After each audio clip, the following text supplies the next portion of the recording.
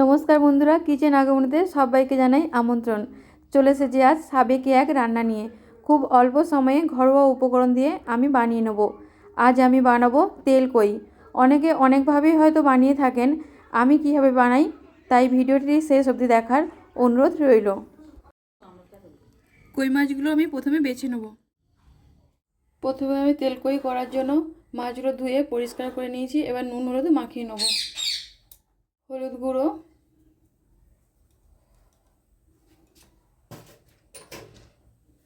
নুন,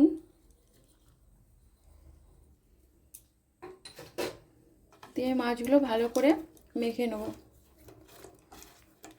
প্রথমে আমি একটা মশলা করে নেব।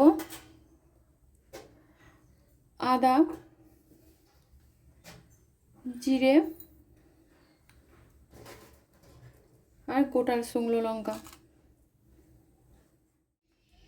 গ্যাসটা অন করে আমি কড়াইটা বসিয়ে দিয়েছি। কড়াইটা গরম হয়ে গেছে, এবার দিয়ে দেবো সরষের তেল।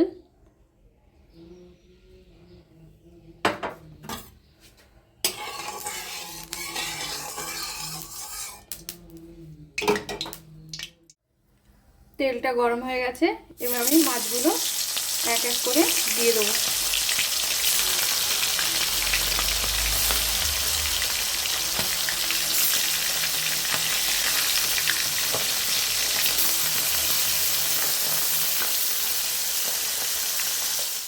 মাছগুলো আমার এক দিকটা ভাজা হয়ে গেছে, অন্য দিকটা উল্টে দেবো। তেলকই করার জন্য খুব বেশি মাছগুলো ভাজার দরকার নেই, হালকা ভাজলেই হবে। মাছগুলো আমার ভাজা হয়ে গেছে, এবার আমি তুলে নেব।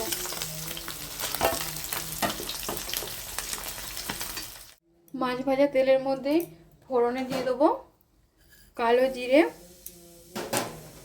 চেরা কাঁচা লঙ্কা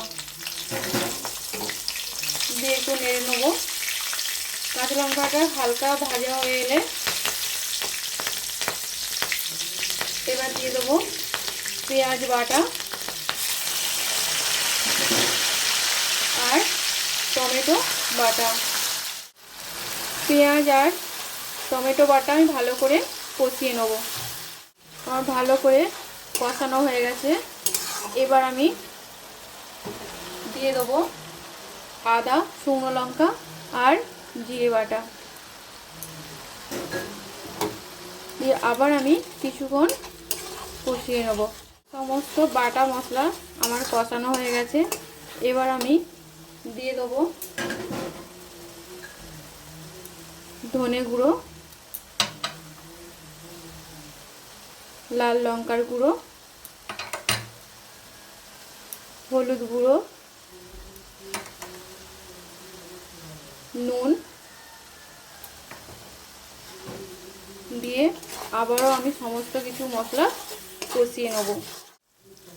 দেখুন মশলা দিয়ে তেল ছেড়ে দিয়েছে, তার মানে আমার মশলাগুলো কষানো হয়ে গেছে। এবার আমি দিয়ে দেবো সামান্য একটু জল। আমি এতে জলের পরিমাণটা খুব কমই ব্যবহার করব, কেননা তেলকই খুব একটা ঝোল হবে না, এটা গ্রেভি গ্রেভি মতোই হবে, তাই সামান্য আমি জল দিলাম।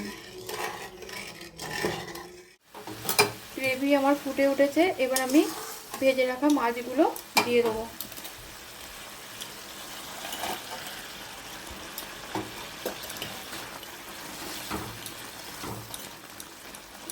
দিয়ে আবারও আমি সব কিছু ভালো করে নেড়ে দিলাম। এবার স্বাদটাকে ব্যালেন্স করার জন্য সামান্য আমি একটু চিনি দেবো, আপনারা নাও দিতে পারেন। আমি ঢাকা দিয়ে রান্না হতে দেবো 5 থেকে 7 মিনিট। 5 থেকে 7 মিনিট পরে আমি ঢাকনাটা খুলে নিলাম।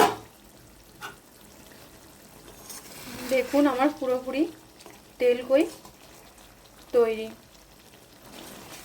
চলুন তাহলে এটা পরিবেশন করা যাক।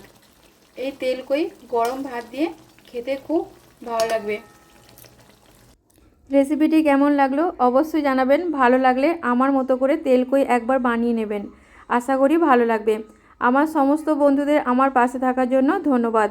আর নতুন বন্ধুদের আমার পাশে থেকে লাইক, কমেন্ট, শেয়ার করে চ্যানেলটি সাবস্ক্রাইব করার অনুরোধ রইল। আজ তাহলে এই পর্যন্ত, আবার হাজির হব অন্য কোনো রেসিপি নিয়ে। ভালো থাকবেন, ধন্যবাদ।